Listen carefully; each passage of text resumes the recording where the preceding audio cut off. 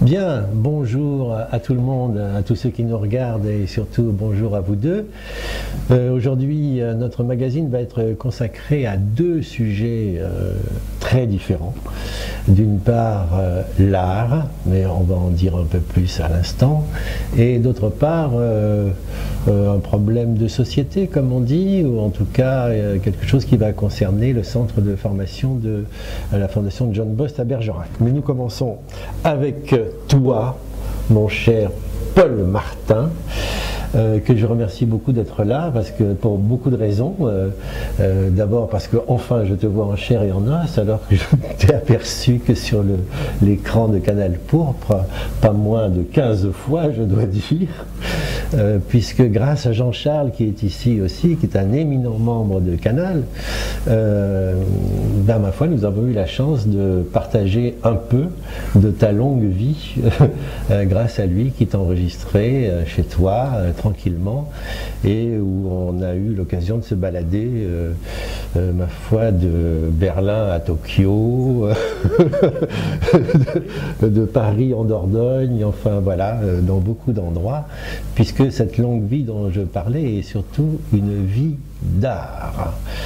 On va peut-être d'ailleurs parler de ce concept étrange que Jean-Charles m'a rappelé tout à l'heure, la vida reps ou la vida resp, le vide d'art responsable, mais tu vas nous en dire tout de suite un peu plus. Ce peu plus, je vous félicite, je vous remercie d'avoir cet honneur que vous me faites, et en disant les deux thèmes, je suis obligé de les rapprocher l'un de l'autre.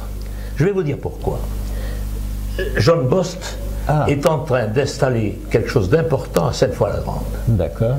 Sainte-Foy-la-Grande, John Bost, c'est une vieille société protestante dont j'ai beaucoup entendu parler. Je suis même obligé, pourquoi pas, de vous dire que la moitié de ma famille étant extrêmement protestante, ma vieille tante Martin, morte centenaire au pavillon de John Bost, j'interviens avec John Bost. Je savais, et je continue quand même un peu. J'y ai partiellement connu quelqu'un dont je n'ai plus eu de nouvelles. C'était l'ancien, bon, ça fait rien, ça viendra, je vous en parlerai. Alors John Bost m'intéresse beaucoup, d'autant qu'il se construit des choses à Sainte-Foy-la-Grande. Il y a aussi quelque chose qui m'a intéressé dans le déroulé de vos thèmes, c'est quelqu'un qui parle du Vélinois. Le Vélinois. Alors pourquoi le Vélinois? Je vous ai dit que ma famille était éclatée au départ, que je la connaissais fort peu, mais que le Vélinois tout à coup me fait dresser l'oreille, l'oreille de la mémoire, même de la mémoire incomplète. Dans ma toute jeunesse, je suis issu un peu du Vélinois. Et dans ma famille, lorsque je suis devenu orphelin et que j'étais enfin libéré de famille quelle qu'elle soit, j'étais donc libre de faire ce que je voulais. J'ai hérité d'une petite propriété minuscule dans le Vélinois qui s'appelait alors les Bories. Je ne sais pas si tu sais de quoi il s'agit. Les Bories, la Borie, c'est un immeuble avec une toiture de pierre. Malheureusement, cette petite propriété n'avait pas de toiture de pierre. Elle était constituée de d'un petit corps de bâtiment, 2 ou 3 parcs à cochons en vieille pierre, et surtout un four banal. Ce four banal me passionnait. Mon père m'obligeait, dans ma toute jeunesse, à faire le vélo 5 fois les Bories, c'est le bas de Véline, et il y cultivait des pommes de terre. Il y avait au milieu de ce champ de pommes de terre un puits qui n'avait jamais eu d'eau, mais qui m'intéressait beaucoup. Et le four banal avait à son entrée, je ne sais d'où il venait, un chapiteau romain magnifique qui malheureusement a été volé de mon vivant et qui figure dans un musée maintenant. Alors on se croit déjà dans Panorama, nous y sommes. Tu racontes. Nous y sommes. Alors je vais aller un peu plus loin, parce que me trouvant Attends, est-ce que tu me permets de te fais ce que tu veux. Donc, Jean-Charles, est-ce que tu peux nous dire comment t'es venue l'idée de, avec Canal Pourpre, de proposer cette série d'émissions, d'anecdotes prises in vivo avec Paul Martin? Alors Paul, c'est quelqu'un que je connais depuis un certain temps. Je savais qu'il avait quelques peintures intéressantes chez lui, pas nécessairement de lui. Tu es toi-même peintre, voilà, c'est en tant que peintre un petit peu que j'ai voulu voir ce peintre. Et puis on s'est rencontrés à plusieurs reprises. Il a plein de choses à raconter sur sa vie. Et je trouvais que c'était assez passionnant. Et j'ai donc à ce moment-là pu proposer à Canal Pourpre de faire une série d'émissions où on commencerait par faire une série panorama avec les portraits, en commençant par Paul. Alors Paul, comme tu as pu voir, quand on commence à enlever une bobine, le fil se déroule et alors comme ça, d'épisode en épisode, au départ j'étais parti pour faire quelques épisodes et là on se retrouve à 15 et j'en ai encore beaucoup en rayon qui sont prêts à... Tu remarques Gilles que il m'a interrompu immédiatement dès que je parlais de mes origines vélinoises, alors que je voulais vous dire quelque chose qui me paraissait, car j'ai découvert une faculté particulière que j'appelle, à cause d'ailleurs qui ressemble à ce qui se passe avec l'ordinateur. Dans l'ordinateur, on a ce qu'on appelle le point de restructuration mémorielle. C'est-à-dire que on est en panne aujourd'hui, il suffit de noter la date d'avant-hier où on n'était pas en panne pour vivre au moment d'avant-hier où on n'était pas en panne. J'ai, pour ma vie propre, découvert le point de restructuration mémorielle, ce qui fait que j'ignore complètement ton nom, je l'ignorerai, mais que je sais particulièrement, lorsqu'on me dit Véline, Vélinois, tout à coup quelque chose arrive qui ne veut pas que je raconte quand même. J'avais donc cette minuscule propriété. Donc c'était le 24 janvier 1959, comme chacun s'en souvient.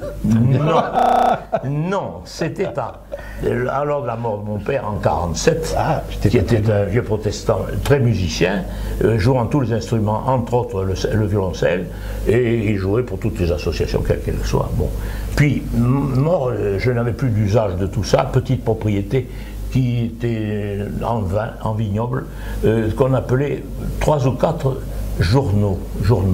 Le journal étant la surface que l'on peut travailler, un homme peut travailler dans la journée. Je n'avais aucune idée du métrage. Alors je suis allé à Véline, dont je vois encore la gueule étrange du notaire d'époque, et pour vendre, j'ai vendu cette propriété. Et je vois encore la tête de ce notaire, découvrant la superficie de ce truc, et puis, alors vous dites que ça s'appelait Les Bories, c'était situé entre bande haut et bande bas. Je n'ai pas besoin de vous dire que ma femme présente éclate de rire. Je ne vois pas du tout ce que tu veux dire, mais bon. de ce terrain que tout le monde connaît à Véline, qui est dans le bas de Véline. Alors écoute, je veux vous raconter ça, vous comprenez.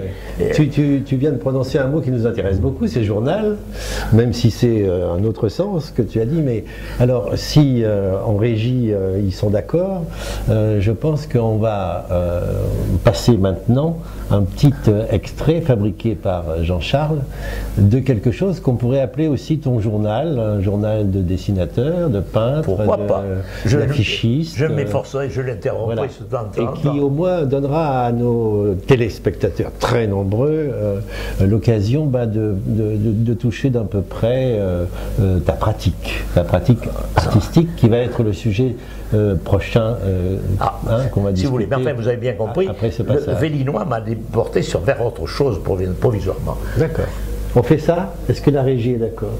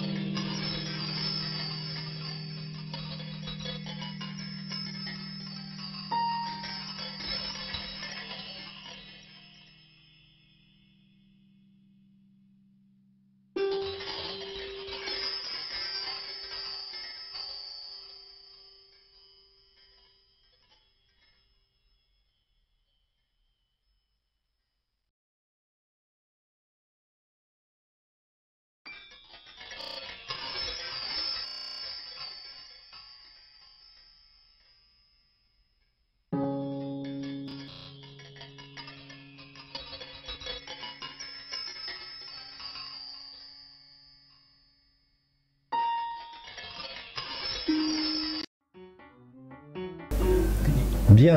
Excusez-moi, je crois qu'il faut que j'intervienne, oui, parce que vous avez posé la question de Lulu. Oui. D'où vient Lulu? Oui. Alors je vous renvoie à quelques-unes des histoires racontées à Jean-Charles, oui, quand je parle du docteur Hulin. D'accord. Le docteur Hulin, découvreur de la maison forte de Reignac, dont je raconte beaucoup de choses, dans une petite boîte à tabac que je montre, ah, oui, je me souviens, la boîte, oui, de Wellington. C'est ça. Et qui était avec une pincée de glaise qui m'a permis d'ensemencer cette glaise avec de la terre de Lascaux, donc de faire naître, renaître, revivre un escargot du temps d'il y a 18 000 ans, de Lascaux, et je suis très intéressé par... Alors évidemment, un escargot de 18 000 ans, ça veut dire un individu comme nous de 18 000 ans. Lulu nous représente, c'est de ça que je parle. Très bien, alors merci. Peut-être donc ce qu'on vient de voir, j'espère qu'on ne va pas s'égarer à contresens dans les idées reçues en commentant ce qu'on vient de voir, mais bon, l'image vaut ce qu'elle vaut, bien sûr, on n'a pas pu tout lire, mais il s'agit de carnets de dessin, au fond, de ta propre main, avec beaucoup de petites phrases bien senties, et Jean-Charles va peut-être nous préciser un peu l'esprit de ce qu'on vient de voir. Enfin. Alors, ce qui est intéressant surtout, c'est que c'est un travail donc qui est quotidien. C'est ça. Et ce travail-là, c'est très spécialisé. La petite séquence qu'on a montrée, parce qu'il y en a des livres et des livres et des livres. Et en général, les derniers que j'ai pu voir sont en réflexion, en prise directe avec l'actualité. C'est-à-dire qu'il réagit, il fait presque une espèce de revue de presse, une revue d'information à partir des Lulus, et qui sont directement en prise avec les événements du jour, la veille pour le lendemain. À chaque fois que je vais chez Paul, j'ai une semaine d'actualité revue, corrigée par Lulu et commentée par Lulu. Voilà. Alors c'est un travail qui est-ce que le format de ce travail... S'il te plaît, veux-tu ramasser ce qui est par terre là, si tu peux, là-dedans? Oui, tu vas voir. Car je ne savais pas qu'on allait me poser cette question, mais c'est simplement parce je vais vous montrer sous quelle forme. Sur l'écran, voilà. Sous quelle forme ça se fait. Voilà. En voilà un qui vient d'être tout récent. Voilà sous quelle forme ça se fait. Okay. Et c'est imprimé donc. Celui-là, je viens de faire imprimer en 10 exemplaires. D'accord, très bien. Voilà l'objet. Très sympathique. Vraiment. Donc vas-y, Jean-Charles, tu peux continuer. Donc. L'esprit de cette affaire, cet universel singulier ou ce présent éternel toujours repris comme ça. Alors ça c'est un travail, donc on va dire c'est parallèle à son travail de peintre. Ouais. Et parce que ça n'a pas. J'ai failli tomber. Pardon. C'est mon truc a foutu le camp sous mes fesses. Pardonne-moi, mais j'ai dû faire un geste de trop. Merci. Remarque, ça aurait été une attraction nouvelle. Oui, tout de même, on ne serait pas la chute. C'est le tien, c'est pas le mien. Bon, parfait. Oui. Donc voilà, la Luluclopédie. Alors, revenons aux questions que Jean-Charles veut poser. Vas-y Jean-Charles. Non, vas-y. Moi j'ai dit là ce que j'avais à dire sur le. Non, ben voilà, on pourrait peut-être en venir donc à ce concept mystérieux que j'ai cité en commençant, dont on voit aussi quelques éclats d'ailleurs quand on regarde de près ces dessins. Vida Respa. Vida Respa. Alors, je peux vous dire d'où ça vient. J'ai mis avant. Je vais vous dire, en avançant dans l'âge, le corps se dégrade doucement et mes forces physiques s'atténuant, je suis bien obligé j'aime construire, de jouer avec ce que j'ai. J'ai encore un peu de tête et d'yeux et puis quelques doigts, bien qu'ils soient devenus un peu tremblants. Mais fort avant, j'étais passionné de peinture. C'est cette peinture qui m'a fait parcourir le monde et qui par hasard, tout à fait par hasard, est devenue photographie, mais qui ne m'a pas enlevé. Alors, Vida Respa, vous voulez connaître l'origine. Oui. Alors, cette peinture, je tiens à ce que tu entendes bien ce que je dis. Je vais l'entendre le dire très clairement. J'ai connu, bien que jeune, j'ai connu une courte trace de ce qu'était la peinture de Paris, de France, avant-guerre. C'est ça. Ce peu de peinture de France d'avant-guerre, c'est-à-dire ce qu'on appelle aujourd'hui la peinture moderne, et non pas la peinture contemporaine, c'est pas la même chose. Et j'ai connu là, j'ai été au noyau de cette peinture dite moderne, c'est-à-dire au carrefour Raspail, c'est-à-dire Montparnasse, etc. J'ai connu ça pendant quelques mois. Ces quelques mois sont difficiles à saisir parce que, à cause de votre âge jeune, vous ne savez pas que quand la guerre s'est déclarée en 1940, pendant plus de 6 mois, la ville est restée la même. Les Allemands, bien qu'occupant Paris, les Américains y étaient, les Américains civils, y étaient toujours. C'est-à-dire que les académies de peinture avaient toujours leurs clients la clientèle féminine américaine, etc. J'ai donc connu ce milieu extraordinaire et par hasard absolu, par amitié d'ailleurs que j'ai connu Picasso, c'est parce que, je l'ai dit très rapidement, le peintre bordelais André Lotte, que j'avais des raisons familiales de connaître, que j'aimais beaucoup, puisqu'André Lotte était un théoricien de l'art cubiste, etc. Nous parlions d'art, du cubisme à cette époque. C'était une très courte partie de l'œuvre de Picasso. Alors, ce cubisme me passionnait, l'examen des choses de manière cubiste. Alors, j'étais envoyé chez lui. Évidemment, j'ai compris Lotte assez rapidement. Il me recevait amicalement et gratuitement. Puis, excuse-moi, mais tu as oublié ma question. Vida res. Mais ça vient. Ça vient. Ça vient. Et justement, je ne peux pas raconter. Ah oui, c'est comme l'escargot. Je ne peux pas raconter la suite si je ne dis pas de ça qu'il s'agit.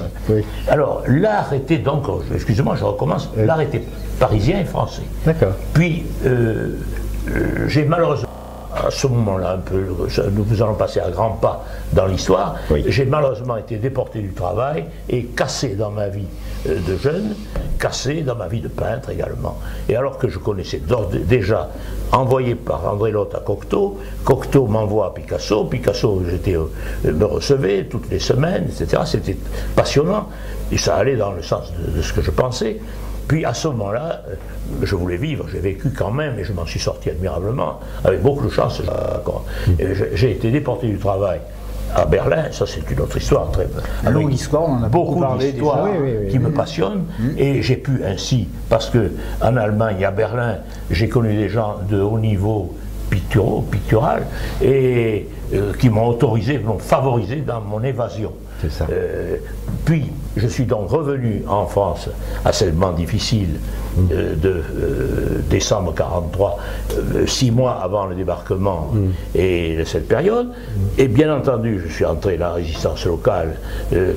J'ai donc participé, vu de près la destruction de l'art moderne en son lieu géographique mythique, France-Paris.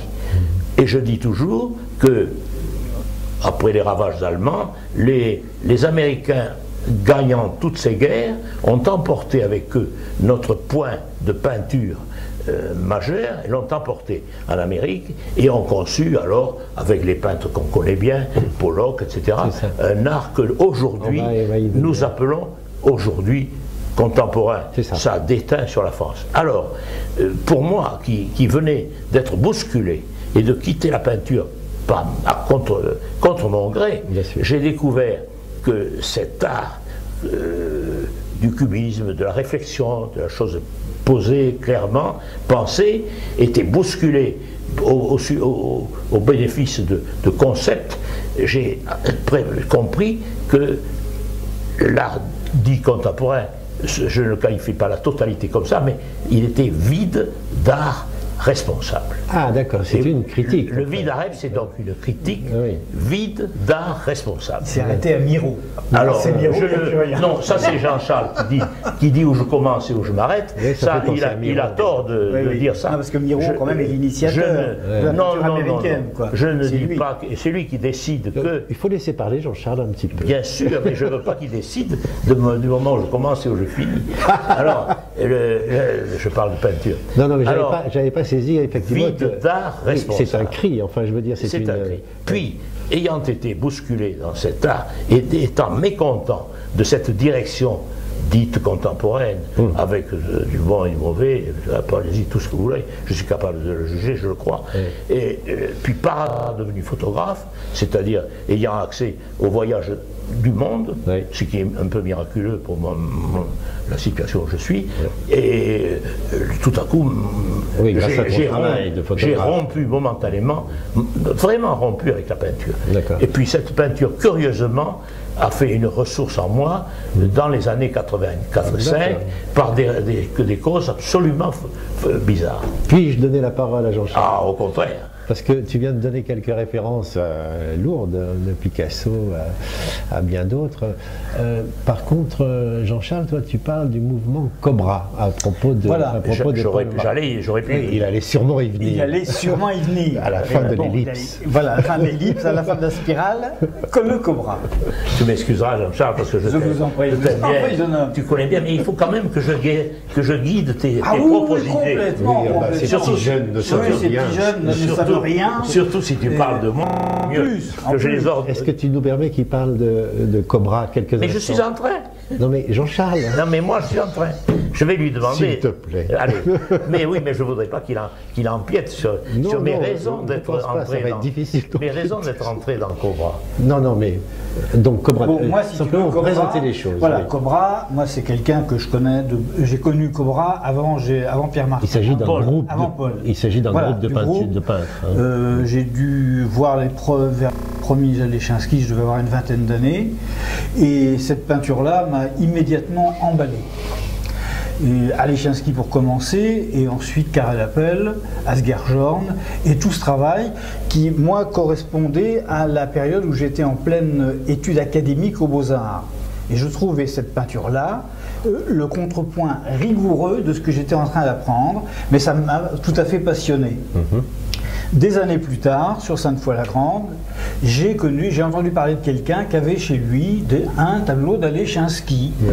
Et voilà, alors comme il avait insisté... Juste pour préciser un petit peu Cobra, tu cites les individus qui forment ce groupe, mais est-ce que l'existence collective de ce groupe n'est pas une réponse au vide, de l'irresponsabilité qu'il pointait? Est-ce que c'est pas ça? Merci. Ah, bon alors c'est à moi de parler de Cobra? Oui. Alors, étrangement... Si Jean-Charles le permet. Non, mais nous allons le bousculer. Parce que il en parle trop légèrement de ma position dans Cobra. Je vais vous le dire. Parce que l'homme lige actuel de Cobra, de ce mouvement Cobra, ça s'écrit CO, B tout seul, RA. C'est-à-dire Copenhague, Bruxelles, Amsterdam. Merci. Ce mouvement Cobra, je l'ignorais totalement. Alors, qu'est-ce que je viens faire là-dedans? Je vais vous le dire tout simplement. Je vous ai dit les grandes lignes. Je reviens, je suis à la retraite, et donc nous sommes en 40, excusez-moi, 44. Ah oui. 44, 45. Tu n'es pas encore à la retraite en 40. Pas encore, mais je suis ici. Je suis avec un peu d'argent de la photographie. Ah oui, je suis libre de mes mouvements, non encore marié, etc. Bon. Alors, je vois un jour une publicité dans le journal sur une galerie de tableaux exposant à Paris les œuvres des peintres Cortot, C-O-R-T-O-T, et Busse.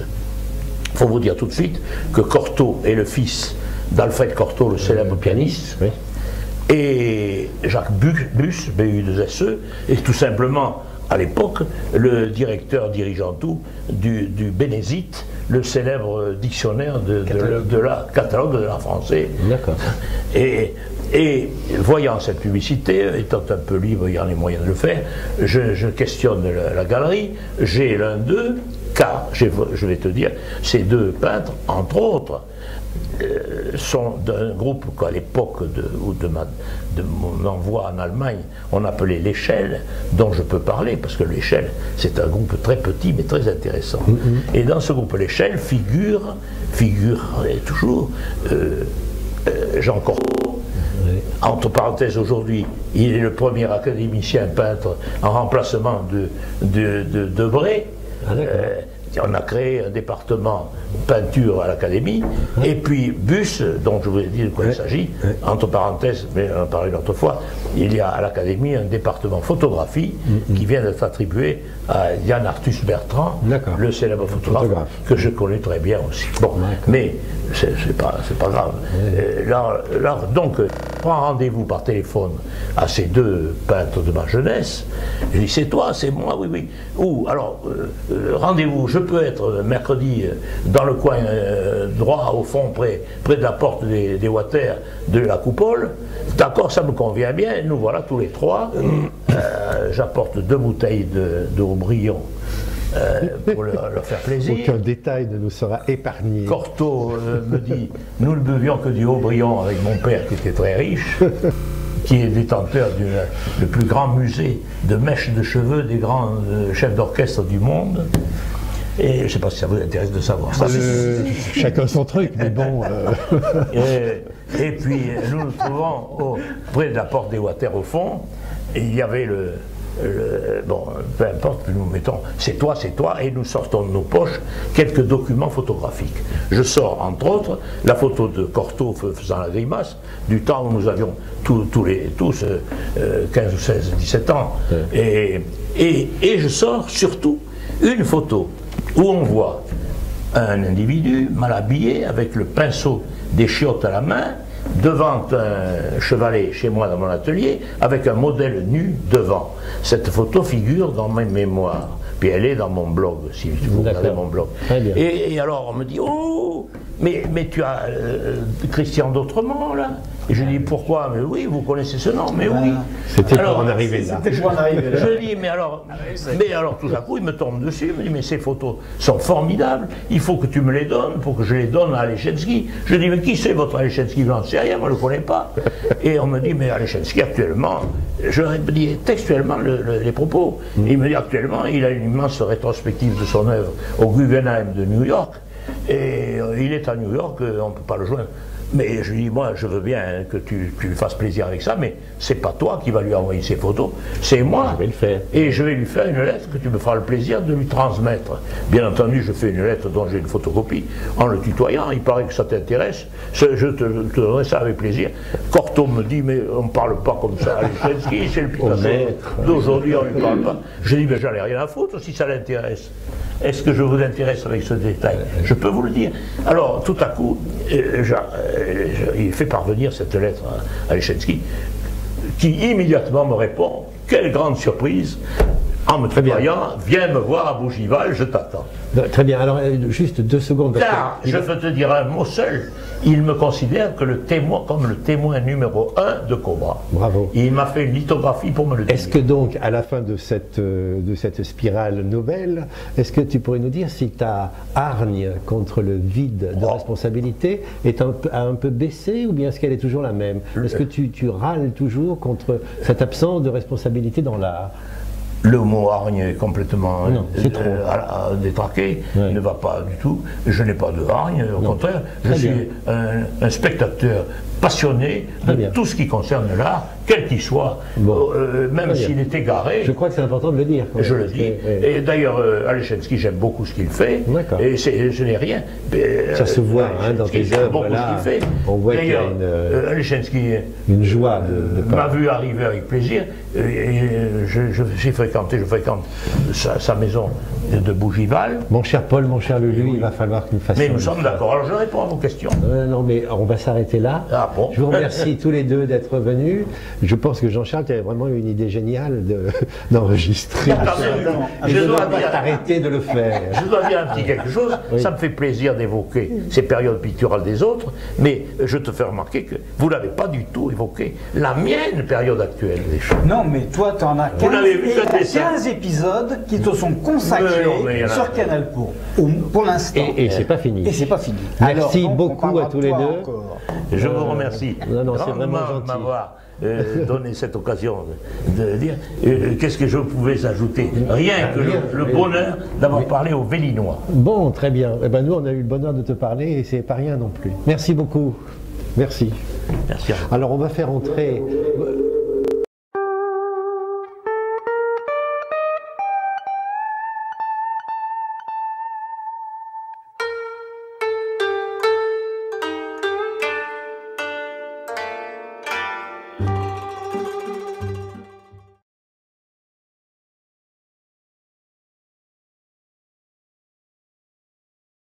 Les 20 et 22 novembre 2011, le quotidien Le Monde publie, comme chaque jour, son comptant de graphique. Ici, l'objet est le même, la dette publique de quelques États en pourcentage du PIB et les intérêts attachés. Stupeur. En l'espace de 24 heures, tous les chiffres jouent au yo-yo, comme les enfants, inattendu au sein du quotidien le plus sérieux de France. Il faut chercher longtemps, se frotter les yeux, à moins qu'on me décourage de lire. Septembre 2011 ou fin 2011, Commission européenne ou Fonds monétaire international.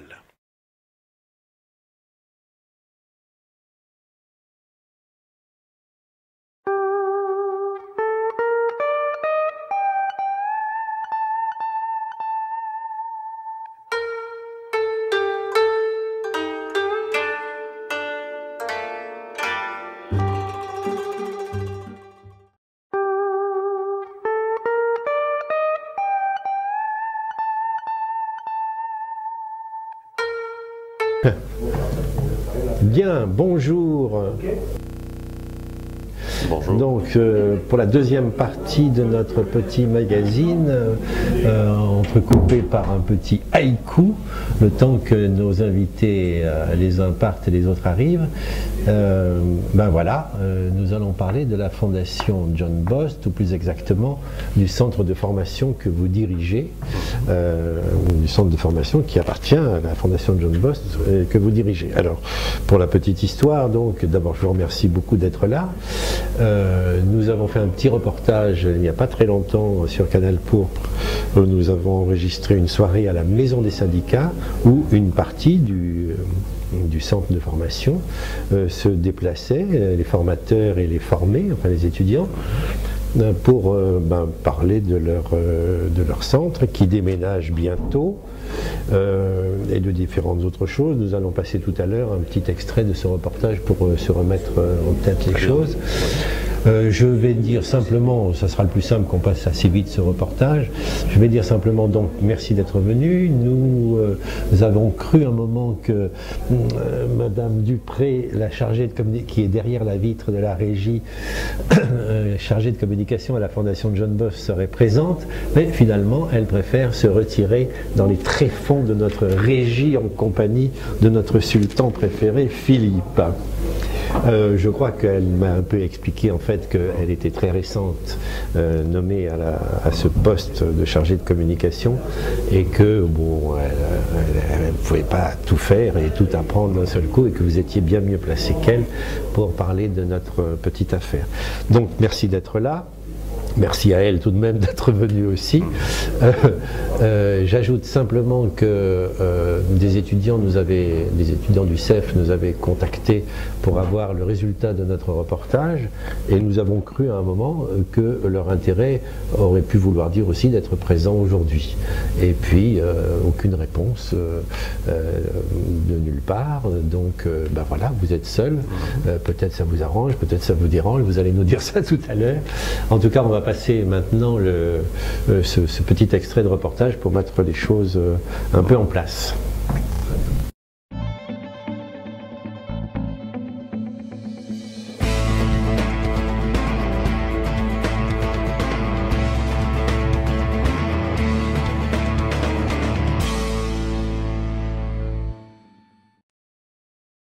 Mardi 29 novembre, à la Maison des syndicats, formateurs et étudiants du CEF-Procé, Centre de formation professionnelle sanitaire et sociale de la Fondation John Bost, se rencontraient pour une soirée débat.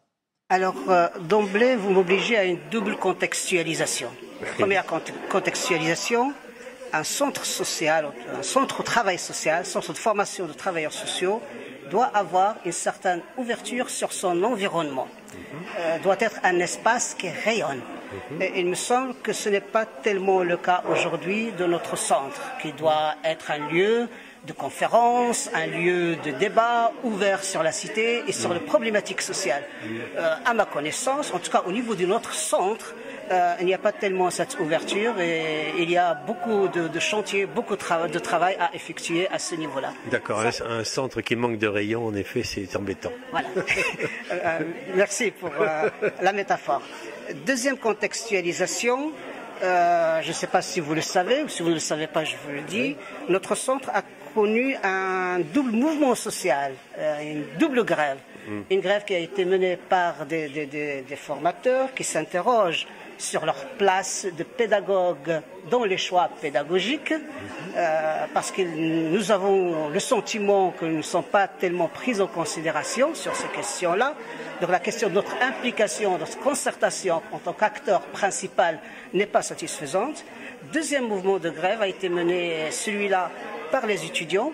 Peut-être que vous aurez l'occasion d'en interroger. On va en particulier interroger un syndicaliste qui vient de parler de ça. Oui. Qui, eux, de leur côté, donc ils ont mis en place un mouvement de grève et une des premières revendications, c'était le droit au respect et le droit d'avoir une parole libre et une parole qui soit entendue et prise en considération également dans le projet pédagogique. Donc on voit là qu'il y a quelques insatisfactions à ce niveau-là, et du côté formateur et du côté élève. Est-ce que ce conflit vise essentiellement la direction de la fondation John Bost ou celle du centre de formation, ou bien est-ce que tu penses qu'il y a là un intérêt un peu plus général? Alors, on ne peut pas séparer le centre de formation au travail social de la fondation John Bost parce qu'on est un des pavillons, une des structures de la fondation John Bost. Et donc, nous, on n'a pas cessé de porter nos insatisfactions, nos expressions à tous les niveaux de la fondation John Bost. Par exemple, l'année dernière, j'attirais l'attention sur le fait que nous avons perdu le 1/3 de nos effectifs de salariés qui ont démissionné sur une durée très limitée de 3-4 ans. Eh bien, les salariés du centre. Les salariés du centre qui sont partis. Nous, on voyait dans ça un signe d'un malaise, d'un mal-être. La réponse qui nous a toujours été donnée, c'est que les personnes nous quittaient pour des convenances personnelles. Donc on refusait de lire la signification réelle de ce départ qui se suivent, et on a perdu des formateurs de très grande qualité, sociologues, psychologues et autres. C'est un mouvement beaucoup plus général. Il en sera question tout à l'heure dans les exposés.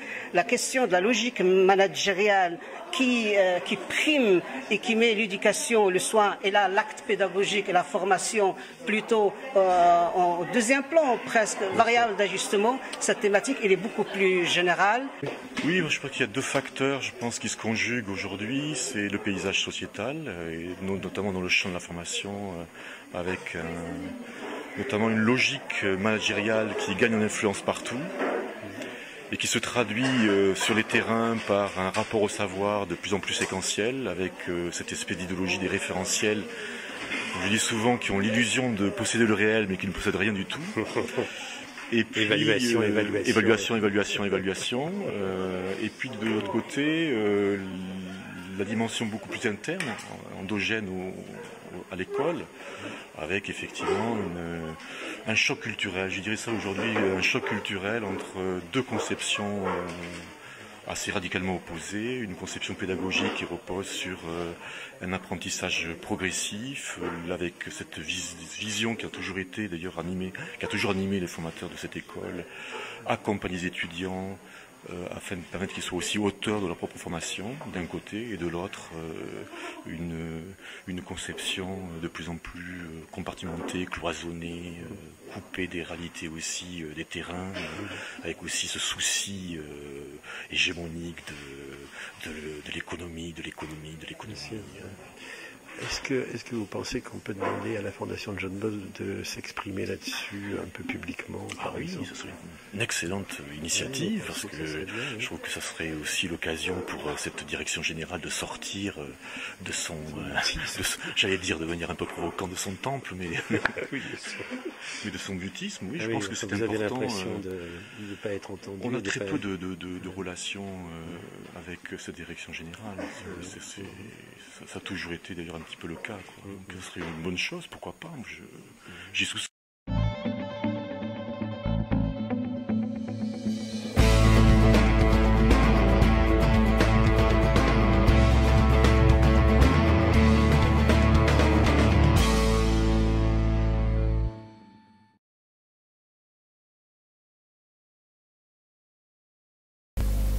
Bien, alors il faut un peu que Canal Pourpre s'excuse de sauter comme ça du coq à l'âne, c'est-à-dire d'un sujet non pas léger, mais en tout cas culturel, artistique, à quelque chose qui a l'air beaucoup plus lourd, qui est donc, ma foi, ce qu'il faut bien appeler,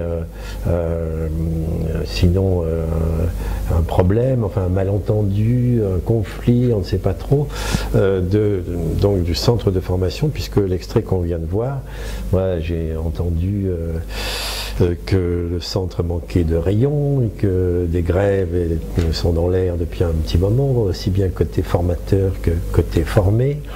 On parle de considération et de reconnaissance insuffisante apparemment, de concertation qui manque, de logique managériale.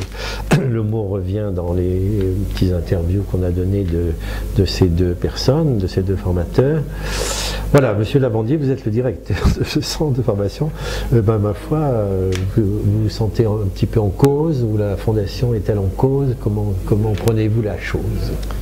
Alors écoutez, dans tous les cas, je sais qu'effectivement il y a des difficultés, qu'effectivement aussi il y a une évolution sensible actuellement du domaine de la formation, que ce soit au CEF à Bergerac, ou que ce soit l'IRTS à Talence, ou que ce soit l'ITS de Pau, ou que ce soit la FMR de Chary, avec qui nous sommes en grande relation. Nous sommes tous pris dans cette logique, c'est-à-dire qu'en fait, et M. Filol l'a abordé tout à l'heure, donc il y a bien des évolutions très nettes des textes qui mettent en place des référentiels, des logiques d'évaluation et un certain nombre de les textes qui proviennent du ministère, du ministère de l'État, qui génère cela, au travers de la direction régionale jeunesse et sport et cohésion sociale, DRJSCS. D'accord. Et donc en fait, ces textes sont impératifs pour nous. C'est vrai qu'ils mettent en place une rupture vis-à-vis de ce qui existait auparavant. Est-ce que le départ du tiers des effectifs, comme disait un des formateurs, est lié à cette affaire? Pas du tout, puisque sur ce sujet, effectivement, le tiers des effectifs, ça n'est pas tout à fait le tiers, d'une part, et d'autre part, effectivement, quand je regarde ce que j'ai pu travailler, que nous avons communiqué d'ailleurs à tout le monde, y compris au comité d'entreprise et autres, nous avons bien des personnes qui sont parties, mais par exemple 4 personnes sont parties parce qu'elles souhaitaient passer à temps complet, elles étaient à temps partiel, et effectivement sur 4 ans, elles ont fini par trouver un temps complet que nous ne pouvions pas leur offrir au CEF, nous n'avions pas les moyens et l'organisation pour cela. Donc voilà, 4 personnes dans ce contexte. Une personne s'est rapprochée de son domicile, elle habitait à Bordeaux. Et effectivement, elle a trouvé. D'accord, non mais excusez-moi, mais on ne veut pas du tout ni vous mettre en difficulté, ni refaire un comité interne aux affaires de la Fondation, mais enfin, vous pensez qu'en effet, ces départs ne sont pas particulièrement liés à ce malaise qui était par ailleurs souligné. Ils sont inhérents d'abord aux personnes, puisqu'il y a aussi une personne qui a acquis un nouveau poste au sein de la Fondation, beaucoup plus approprié et plus élevé, etc. Donc, ça n'est pas directement lié. Maintenant, qu'il y a une difficulté, c'est certain. Je le disais tout à l'heure, lié notamment à ces textes, au fait que la pédagogie doit évoluer, a évolué déjà au CEF dans ce contexte-là. Il faut savoir qu'a priori, pour les 3/4 des formateurs de notre maison, il n'y a pas de problème particulier. Ces textes ont été investis, qu'ils concernent l'une ou l'autre des formations. Par contre, sur l'une de nos formations, les choses sont plus délicates, parce qu'effectivement, ces textes heurtent plus encore la culture préexistante que ce que nous pouvions penser. Est-ce qu'on peut préciser ce heurt, enfin ce conflit qui viendrait de l'État par rapport à l'histoire, au fond, des centres de formation comme le vôtre? C'est vraiment une affaire où d'un côté on met l'accent sur la quantité, la rentabilité, le profit, etc. Et puis de l'autre la qualité. On peut résumer ça comme ça? Non, en fait, ces textes ont été conçus par l'État, mais en lien avec les institutions au niveau national, et en lien aussi avec, au niveau national, les centres de formation. Donc en fait, ce sont effectivement des textes qui ont été concertés et co-gérés au départ, mais en fait, qui quand même sont à grande distance de ce qui existait auparavant, dans la notion de prise en compte d'abord de la compétence des personnes, ce qui n'était pas le cas dans les anciens textes. Donc en fait, ce qui est recherché, parce que nous sommes des lieux de professionnalisation, c'est l'exercice d'une compétence. Donc ce sur quoi nous devons former au regard de ces textes, c'est à des compétences en fonction d'un métier. Et d'autre part, d'un métier évolutif, c'est-à-dire qu'en fait, les métiers d'éducateurs spécialisés d'aujourd'hui et de demain ne sont pas ceux d'hier ou d'avant-hier. Et en fait, le conflit est plutôt sur généralisation et professionnalisation en fait. Voilà. C'est plutôt. Et aussi, donc je le disais, cette notion effectivement d'évolution des métiers. Et les métiers, nous, centres de formation, nous devons accompagner les institutions, les usagers des institutions dans tout ce qui les régit. Or, je rappelle que depuis 2000, les institutions ont été inondées de textes nouveaux qui ont fait évoluer considérablement leur approche de leur métier et de leur manière de faire. Et donc... La fabrique des lois est très et donc, massive en France. Des personnels qui accompagnent ces personnes. Donc je le redis, un éducateur d'il y a 10 ans n'est plus un éducateur, l'éducateur actuel, et nous sentons déjà que ce métier est en train encore d'évoluer et que la demande va encore évoluer. Et le centre de formation, lui, les centres de formation doivent s'adapter effectivement à cela, non pas en perdant leur valeur, au contraire en gardant leur valeur. Et c'est bien ce que disaient les formateurs qui sont intervenus tout à l'heure. On sent bien que ce qu'ils souhaitent garder, et nous le souhaitons aussi, ce sont nos valeurs fondamentales. Mais par contre, nous devons intégrer ces nouveaux textes et intégrer la demande de la société et des institutions, et au travers de cela, des usagers de leur famille. Donc voilà, c'est dans cette logique et dans ce fil que nous nous inscrivons. D'accord. Est-ce qu'un centre de formation comme le vôtre a... vous dites on veut préserver nos valeurs, mais en même temps il faut bien qu'on obéisse au texte. Est-ce que vous avez une marge d'autonomie? Enfin, comment gérer Tout à fait. Il y a effectivement, malgré les textes, et c'est un peu ce que regrettent nos collègues, qui pensent que ces textes sont extrêmement rigides et autres, nous sommes persuadés que nous avons de vraies marges de manœuvre. C'est ça. Et nous avons commencé à les exercer. Et d'ailleurs, nous avons gardé un certain nombre de prérogatives et de manières de faire antérieures que nous avons pu introduire dans ces nouveaux textes. Concrètement, excusez-moi, mais est-ce qu'il y a par exemple, comment dire, un corps intermédiaire qui rassemblerait les formateurs, les étudiants et l'administration, enfin je ne sais pas comment vous appelez, la direction, enfin, où vous vous rencontrez régulièrement, je ne sais pas si c'est le comité d'entreprise ou...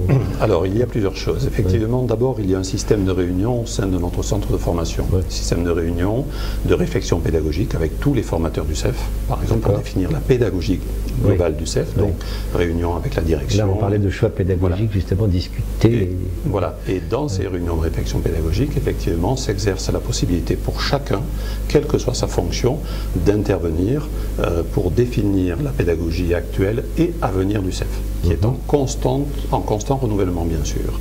Donc vous pensez que cette pédagogie est quand même issue d'une concertation? Enfin, elle n'est pas imposée d'en haut, elle est... Voilà, ça c'est notre recherche absolue. Il y a effectivement un problème qui a existé au moment où sont arrivés les nouveaux textes, notamment éducateurs spécialisés en 2007. Ça ne ressort pas de nos collègues, mais c'est une réalité. En 2007, les textes sont intervenus un mois de juin. Un mois de juin, les décrets sont sortis, il fallait les appliquer pour le mois de septembre. Donc effectivement, les formateurs repartaient en congé au 1er juillet, quasiment. Donc nous avons travaillé avec le directeur pédagogique de l'époque en urgence pour générer la pédagogie correspondant à ces textes pour la rentrée de septembre. Donc là, effectivement, lorsque les forces sont revenues, les choses étaient calées pour qu'elles puissent débuter, que les étudiants accueillis puissent rentrer d'emblée dans la pédagogie telle qu'elle était demandée. Bien sûr, lorsque nous installons un système, nous ne le modifions pas immédiatement. Par contre, nous le faisons évoluer, pas à pas, petit à petit.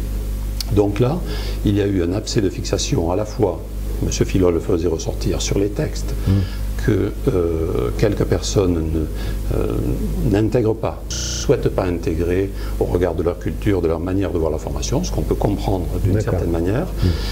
Mais d'autre part, en même temps, il y a une pédagogie qui a dû être mise en place en urgence au regard de l'arrivée de ces textes et du fait qu'il fallait que nous nous y adaptions immédiatement. D'accord. Donc en réalité, là s'est installé un hiatus, effectivement, hein, dans le contexte, que nous essayons de faire évoluer au travers des réunions dont je parlais tout à l'heure.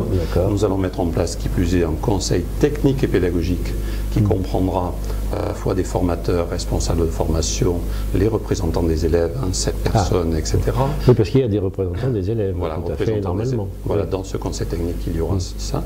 Il y aura aussi des représentants des institutions, notamment de Dordogne, mais aussi de l'environnement avec qui nous travaillons, donc ils délégueront quelqu'un. Nous souhaitons aussi qu'il y ait des représentants d'usagers, c'est très important parce qu'ils ont à dire sur leur manière de concevoir aussi un éducateur, sur comment on le forme, etc. Donc, tout cela est en construction. Hein, voilà. Des schémas existent déjà, d'autres sont en cours d'évolution. Et nous comptons, j'ai bien entendu la notion d'ouverture, qui existe déjà fortement de diverses manières, mais qui va s'accentuer au travers de nos nouveaux locaux. Nous n'avions pas la possibilité jusqu'à présent. Nous souhaitons par exemple mettre en place des conférences, le soir, la journée, avec nos étudiants, des formateurs qui le souhaiteraient, avec des salariés des institutions de notre secteur, de notre territoire, de manière à être un lieu d'animation. Vous pouvez nous rappeler combien ça correspond à combien de futurs éducateurs, enfin les étudiants? Alors, les étudiants du CEF, c'est 650 personnes par an. Et parmi les autres centres de formation, pas trop loin, enfin en Aquitaine, je ne sais pas, vous êtes le plus gros, le moins gros, nous sommes un centre moyen, le plus gros est l'IRTS à Talence, à Bordeaux. Le second est l'ITS de Pau. Et nous sommes le troisième en volume de personnes. Et ça n'a pas changé depuis 20 ans en gros ou bien Non, ça a beaucoup évolué, c'est-à-dire que depuis moins de 10 ans, le CEF est passé de 250 étudiants à 650 étudiants. Donc, ce que je veux dire, parce que si les choses étaient trop catastrophiques, nous n'aurions pas eu ce développement. Ce qui veut dire que le CEF a une bonne image externe, globalement. Il n'y a pas de numerus clausus du point de vue de l'État là-dessus? Alors, il n'y a pas de numerus clausus au sens strict, mais il y a quand même, maintenant que la région a pris en compte au regard de la décentralisation cela, une limite au plan financier. C'est-à-dire que la région finance tant de places. On a tant de places financées sur telle formation ou sur telle autre. Donc vous devez en tenir compte. Évidemment. Alors vous avez parlé très comme ça en passant du déménagement, mais on va peut-être s'arrêter un petit peu là-dessus. Donc ce déménagement vous a paru nécessaire pour la raison que vous venez d'indiquer, à cause de la montée des effectifs? Alors, oui, tout à fait. C'est-à-dire qu'en fait, le centre de formation a eu cette montée d'effectifs extrêmement forte et nous avons dû, depuis quelques années, louer des locaux sur tout le Bergeracois. Par exemple, nous avons des locaux loués à Saint-Front, nous avons des locaux loués à Impasse-Doublé, nous avons des locaux à Toscaïès, enfin ce qu'on appelle Toscaïès, c'est-à-dire sur place Font-Balkin. Nous avons loué l'amphithéâtre de l'Abri. Nous avons des locaux sur la Fondation, beaucoup de locaux sur la Fondation, donc c'est beaucoup trop ouvert, ingérable. C'était devenu ingérable, trop dispersé, effectivement les étudiants ne s'y retrouvaient pas. Le centre de documentation est sur le CEF central, place du marché couvert, donc vous voyez que pour tous c'était difficile et l'organisation devenait extrêmement difficile de cette. Et ces nouveaux locaux, donc c'est quoi alors ces nouveaux locaux correspondent donc au fait de regrouper l'ensemble. Vous les avez construits Alors c'était les locaux anciens de France Télécom. C'est ça. En fait, route de Saint-Albert, très près d'ici. En fait, c'était une opportunité. Voilà, une opportunité qui s'est présentée. Ces locaux ont été achetés par la Fondation puisque le conseil d'administration de la Fondation, et je tiens à le dire, a en grande importance le CEF, considère que vraiment la formation est extrêmement importante à la fois pour son propre personnel, mais au sens général des institutions, pour notre territoire, et donc a fait l'effort, notamment en lien aussi avec la région. C'est partie intégrante de l'image de la Fondation, qui est aussi un lieu de formation. C'est aussi un lieu de formation, effectivement. Donc tout cela a été mis en place, et maintenant nous allons pouvoir rentrer avec les étudiants dès le 3 janvier dans ces nouveaux. Vous avez dû les réaménager? Totalement. En fait, il ne restait que les murs, réellement. Non, parce que j'ai vu qu'il y avait un formateur qui se plaignait en disant « Ah non, ils disent qu'on a des bureaux, mais c'est pas vrai, on n'a pas tous nos bureaux, je ne sais plus quoi. » Voilà, simplement. Effectivement, tout a été réaménagé de fond en comble, et nous avons bien sûr privilégié les salles de cours pour que, effectivement, on n'ait plus les problèmes qu'on a actuellement, où effectivement, parfois, il y a des embouteillages en termes de salles de cours, etc. Là, nous avons privilégié, nous avons 17 salles de cours, ce qui nous permettra de tenir la totalité de notre processus par alternance, puisque nous formons par alternance, et accueillir les gens dans les meilleures conditions. Au regard de cela, les formateurs ont un bureau pour 2 personnes. Sauf certains responsables de formation qui rencontrent en plus de personnes. Voilà. Donc, non, il n'y a pas une salle des profs ou des choses comme ça. Ça aussi, parce qu'ils avaient l'air de le nier un petit peu, vous avez pu avoir le temps et les moyens de vous concerter avec les utilisateurs de ces nouveaux locaux pour qu'ils ont eu leur mot à dire. Voilà, nous avons en fait, dès le début, donné les plans à tout le monde pour qu'il y ait les pré-plans pour qu'il y ait remarque de tous. Ils étaient exposés au centre de documentation, tout le monde était averti qu'ils étaient là, tout le monde pouvait faire ses remarques, etc. Y compris des remarques efficaces, je veux dire. Bien sûr, c'était des modifications. Voilà, tout à fait. Donc il y a eu des modifications diverses et variées. L'architecte a tenu compte d'un bon nombre de choses, ça s'est d'ailleurs très bien passé dans ce contexte. À partir de là, nous avons défini, au regard aussi de la faisabilité des choses, mais pour nous, il était important que les formateurs ne soient pas plus de 2 par bureau, réellement. Sachant qu'effectivement, une bonne partie de leur temps, soit ils sont en cours, soit ils sont en visite de stage. Donc ça représente dans leur bureau à peu près 300 heures par an. C'est ça. Voilà. Donc il nous semble que réellement les conditions seront bien meilleures que ce qu'elles ont été. En l'occurrence, une chose vraiment très importante, notre gros écueil dans les locaux anciens, c'est qu'un certain nombre de bureaux des formateurs étaient sans la lumière du jour. Puisque c'était mal organisé. Là, tout le monde maintenant aura la lumière du jour avec de grandes baies vitrées, c'est très éclairé, très clair. Nous y avons beaucoup tenu et effectivement les conditions de vie vont être bien meilleures pour tous, pour les étudiants d'une part, mais aussi pour les formateurs et pour les administratifs. D'accord. Écoutez, merci pour tout ça. Un dernier mot peut-être, évidemment, centre-ville, même si vous étiez dispersés, enfin comme vous avez dit, le centre névralgique était place du marché couvert, là. Bon, je sais pas, les gens peuvent se dire, ils vont être excentrés, c'est pas un peu embêtant, je sais pas, pour la restauration, pour la vie urbaine, j'en sais rien. Alors pour nous, c'est trouver sur le centre Bergerac l'équivalent en mètre carré de ce qu'il nous fallait était extrêmement délicat. Nous avons beaucoup cherché, nous avons trouvé à cet endroit-là. Cet endroit nous semble extrêmement pertinent et intéressant parce qu'effectivement, il se situe, vous l'avez remarqué, proche de l'hôpital, en réalité, proche des futurs locaux de Vauclair qui sont dans Bergerac est une petite ville, ce qui veut dire que pour nous, ce sont des lieux qui sont des lieux de stage, par exemple, pour nos étudiants. C'est-à-dire qu'en réalité, les étudiants aides-soignants, les étudiants aides médico-psychologiques seront proches de ces structures.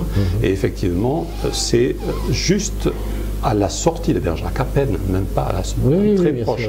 Ça n'est pas encore la zone industrielle, c'est encore la ville de Bergerac, avec des liens effectivement au niveau des bus et autres.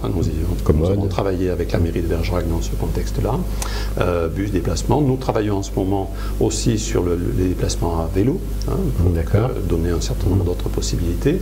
Nous avons travaillé avec l'Intermarché qui est en face de ces locaux et autres pour négocier des prix spécifiques pour nos étudiants, c'est-à-dire des dégrèvements en pourcentage sur les prix des repas. Voilà. Et nous avons installé à l'intérieur des locaux, effectivement, un lieu où les personnes qui le souhaiteraient pourront faire réchauffer leurs apports et effectivement manger en toute tranquillité. Bon, écoutez, merci beaucoup.